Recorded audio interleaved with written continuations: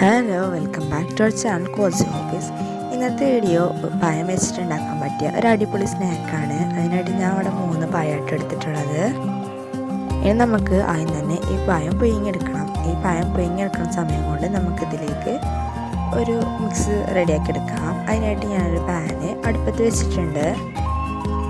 ഈ പാനൊന്ന് ചൂടായി വരുന്ന സമയത്ത് നമുക്കിതിലേക്ക് ഒരു ടേബിൾ സ്പൂണോളം നെയ്യ് ചേർത്തെടുക്കാം. നെയ്യ് ചേർത്തെടുത്ത് കഴിഞ്ഞാൽ നമുക്ക് ഇതിലേക്ക് കുറച്ച് കാഷ്യൂനട്ട് ചേർത്തെടുക്കാം.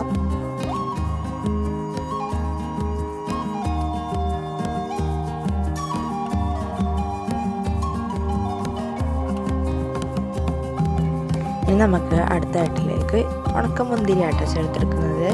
ഇത് ചേർത്ത് കഴിഞ്ഞാൽ നമുക്ക് നന്നായിട്ട് മിക്സ് ചെയ്തെടുക്കാം. അപ്പോൾ ഇതാ ഈ കാഷ്യൂനട്ടിൻ്റെ അതുപോലെ തന്നെ മുന്തിരിൻ്റെയൊക്കെ കളറൊക്കെ ഒന്ന് മാറി വന്നിട്ടുണ്ട്. കാഷ്യൂനട്ടിൻ്റെ കളർ ചെറുതായിട്ട് ബ്രൗൺ കളറൊക്കെ ആയി വന്നിട്ടുണ്ട്. ഇനി നമുക്കിതിലേക്ക് ഒരു തേങ്ങയുടെ അരമുറിയോളം ഉണ്ട് കേട്ടോ. ഈ തേങ്ങ ചിരകി എടുത്തിട്ടുള്ളതാണ്. ഇതും കൂടി ഇതിലേക്ക് ചേർത്തെടുക്കാം. ഇതും കൂടി ചേർത്ത് കഴിഞ്ഞാൽ നമുക്ക് നന്നായിട്ടൊന്ന് മിക്സ് ചെയ്ത് യോജിപ്പിച്ചെടുക്കണം.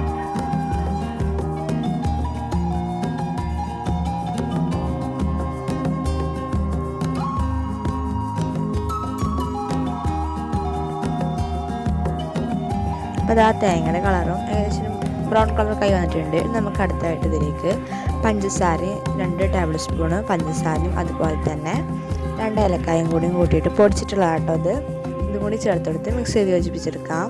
അപ്പോൾ അതാ നമ്മളുടെ മിക്സ്ഡ് റെഡി ആയിട്ടുണ്ട്.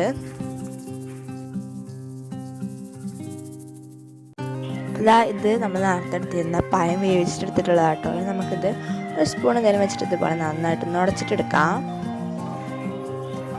പിന്നെ ചാനൽ സബ്സ്ക്രൈബ് ചെയ്യാതെ കാണുന്നവരുണ്ടെന്നുണ്ടെങ്കിൽ വീഡിയോക്ക് ഇഷ്ടപ്പെടുകയാണെന്നുണ്ടെങ്കിൽ ചാനൽ സബ്സ്ക്രൈബ് ചെയ്ത് സപ്പോർട്ട് ചെയ്യാം കേട്ടോ. അത് ആ പഴം നന്നായിട്ട് ഉടച്ചിട്ടെടുത്തിട്ടുണ്ട്. നമുക്കിതിലേക്ക് ഒരു 3/4 കപ്പോളം അരിപ്പൊടി ആട്ടോ എടുത്തിട്ടുള്ളത്. ഇത് ഇതിലേക്ക് ചേർത്ത് കൊടുക്കാം.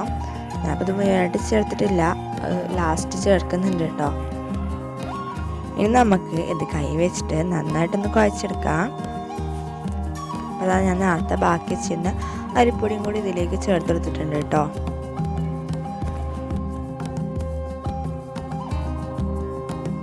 അപ്പോൾ ഇതാ ഇത് നന്നായിട്ട് കുഴച്ചെടുത്തിട്ടുണ്ട്. ഇനി നമുക്ക് ഇതിലേക്ക് കുറച്ച് നെയ്യ് ചേർത്തെടുക്കാം. ഇതും കൂടി ചേർത്ത് കഴിഞ്ഞാൽ ഒന്നും കൂടി ഒന്ന് കുഴച്ചെടുക്കാം.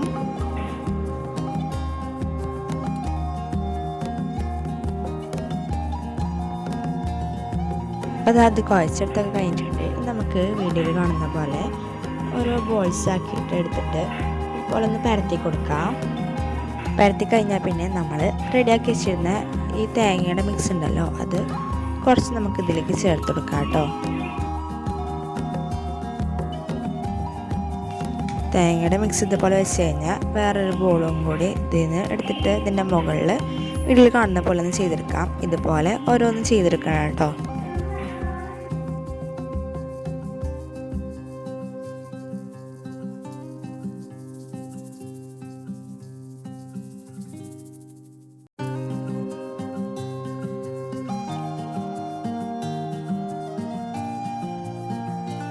നമുക്കിതുപോലെ എല്ലാതും ഷേപ്പ് ചെയ്തെടുക്കാം. ഇതുപോലെ ചെയ്തതിന് ശേഷം ഞാനൊരു റെക്റ്റാങ്കിൾ ഷേപ്പിലായിട്ടാണ് ചെയ്തിട്ടുള്ളത്.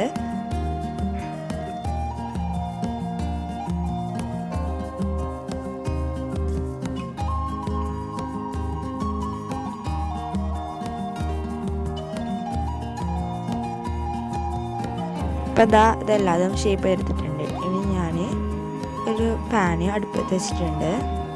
ഇതുപോലെ ഓരോന്നും ഫ്രൈ ചെയ്തെടുക്കാം കേട്ടോ. അധികം എണ്ണയൊന്നും വേണ്ട, കുറച്ച് ഇതുപോലെ ഇങ്ങനെ ആക്കി കൊടുത്തിട്ട് ഒരു ആകം ബ്രൗൺ കളർ ആകുന്ന സമയത്ത് മറിച്ചിട്ടിട്ട് വീട്ടിൽ കാണുന്ന പോലെ ഒന്ന് ചെയ്തിട്ടാൽ മതിയേ.